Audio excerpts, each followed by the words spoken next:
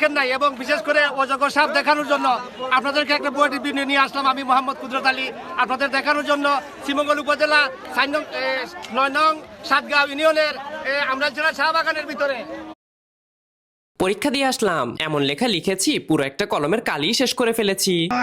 গাইডের সাথে প্রশ্ন মিলালাম, আয় হায় সব তো ভুল লিখে এসেছি। দাদু গো, তুমি আমাদের নামে যে 10 কাঠা জমিটা লিখে দিয়ে গেছিলে সেটা ছাগলে খেয়ে নিয়েছে। স্মৃতির প্রাঙ্গণে এসো মিলি আমরা সবাই, মাসকারি উচ্চ বিদ্যালয় আমাদের। বন্ধুর কাছে টাকা পাই, মালটা দেবে না বলছে, তাই ওর ছাগল তুলে এনে বেচে দিলাম। অনেক টাকা পেয়ে মনটা খুশি হয়ে গেল। বন্ধু এসে আবার টাকা ধার চাই, রাগ উঠে। কি গো বু, পোলাডারে নিয়ে আইস তা ঘরে আও, পোলাডারে কটা ভাত দেই খাই না। বু পোলারে এখনই খিলে নিয়ে আইলাম, আর ওর পেটে খিদে নাই। এই তুমি জীবনে এই চাকরি দেওয়ার ক্ষমতা রাখো? তোমার নিজেরই তো চাকরি নাই। 65,000 টাকা বেতনের চাকরি দেয়, 65,000 টাকা দেখছো কোনোদিন? বাড়িতে থাকবেন। কি বলো বাবা, এত বড় বাড়িতে থাকবো? কিন্তু বাবা এই গঙ্গা গোসল করুম না বাবা, আমি তো সাঁতার জানি না। আব্বা তুমি সাঁতার জানো না, তাই কি হয়েছে? আমি তো সাঁতার জানি। বাবা তুই সাঁতার জানলে কি হবো, কিন্তু তুই যদি ডুবে যাস। আব্বা আমি গোসল। সারাদিন ধরে কি করছিস যে আমার বোনের জন্য একটা বিরিয়ানিও বানাতে পারলি না?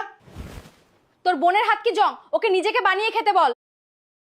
আরেকবার আসিয়া যাও মোটে কান্দাইয়া, তুমি আরেকবার আসিয়া যাও মোটে আরেকবার আসিয়া যাও মোটে কান্দাইয়া, তুমি আরেকবার আসিয়া যাও মোটে সেলাই কাজের জন্য নতুন।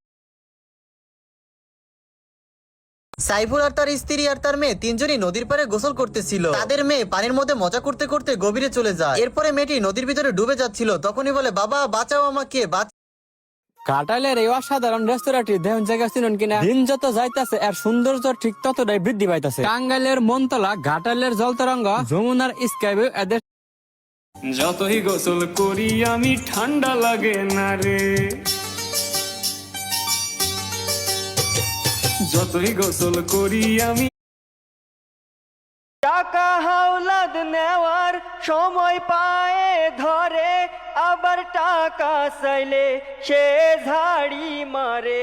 কি আপু চকোলেট আছে? চকোলেট কি? যেটা খেলে খুব মজা লাগে। ওরে বোকা, চকোলেট না চকলেট। যে নারী ফরজ গোসলে দেরি করবে ওই নারীর 3টি ক্ষতি হবে। প্রিয় ভাই এবং প্রিয় বোনেরা আমার, বিশেষ করে আমার প্রিয় বোনেরা যারা আছেন, অনেকেই দেখা যায় যে তার যদি গোসল ফরজ হয়ে যায়। এই মাইনুল, দেখা ফালাইছি। আমি তোমাকে বুঝাচ্ছি, আসলে তুমি যেমনটা ভাবতেছো এমন না। প্রেম করে বসে প্রেম কর। আপনার অবাধ্য সন্তানকে বাধ্য করতে পারবেন মাত্র 3 দিনে। যে সমস্ত বাচ্চারা মুখে মুখে তর্ক করে, ঠিকমতো পড়াশোনা করতে চায় না, দিন দিন মোবাইলে আসক্ত হয়ে পড়েছে, তাদের মায়েরা আজই এই কাজটি। জানেন স্ত্রীকে সবসময় রাগ দেখালে কি হয়? ভালোবাসা ধীরে ধীরে হারিয়ে যায়। জানেন স্ত্রীকে সম্মান না দিলে কি হয়? ঘরের বরকত কমে যায়। জানেন স্ত্রীকে সবসময় সন্দেহ করলে কি হয়? কুম্বরি এলাকার উন্নত হইল না। এই যতক্ষণে আমি তোমাদের বাড়িতে এলাম ততক্ষণে ইউরোপ চলে যেতে পারবো। এই এলাকা অনুন্নতই রয়ে গেছে। তাকায় আছো কেন? ডাক দাও সবাই। আব্বা, আম্মা, মুক্তা, দেখো কে আসছে। আরে মনি, কেমন আছিস তুই? হ্যাঁ থাকতে সালাম, আল্লাহ তোরে বাঁচায় রাখুক। যাও বাবা, তুমি কেমন আছো? আব্বা ভালো আছিলাম, কিন্তু এই রাস্তা দিয়ে আসতে আসতে খুব ক্লান্ত হয়ে গেছি। তারপরেও তো ছোট শালীর বিবাহ, না এসে তো পারি না। এই যে শালিকা, দুলাভাই সেই কখন থেকে এসে দাঁড়ায় আছে, তোমার কোনো খোঁজ খবর নাই? হ্যাঁ কখন? এই সেই ফাতেমা, 1 কেজি এই সেই ফাতেমা, সে আমার মাকে অনেক সেবা করেছে, তাই তাকে আমি আমার নিজের বোনের মতো আদর করি। আমি মনে করি সে আমার বোন। তাকে দেখলেই আমার মায়ের কথা মনে।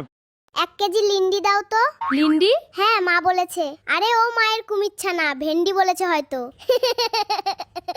জেলখানাতে যাইয়া দেখি পুলিশ পাগল, আসামিরা চাইপা ধরে ফেন্সির বোতল। ওই ছোকরা শুন, আমি মুলারে পাইলসের ঔষধ বানানো বড় বড় কোম্পানিগুলো আমার নাম শুনলে ভয় পায়। একটা মুলা থেকে জুস বের করে, এর সাথে খাঁটি ঘি।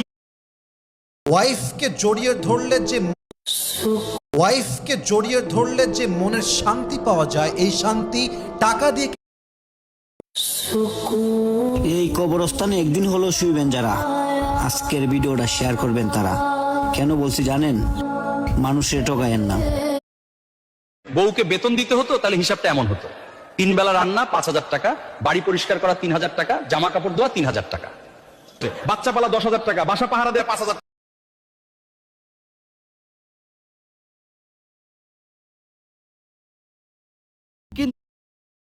আপনি যদি কিন্তু তুই যদি তুই 7,000 লিখি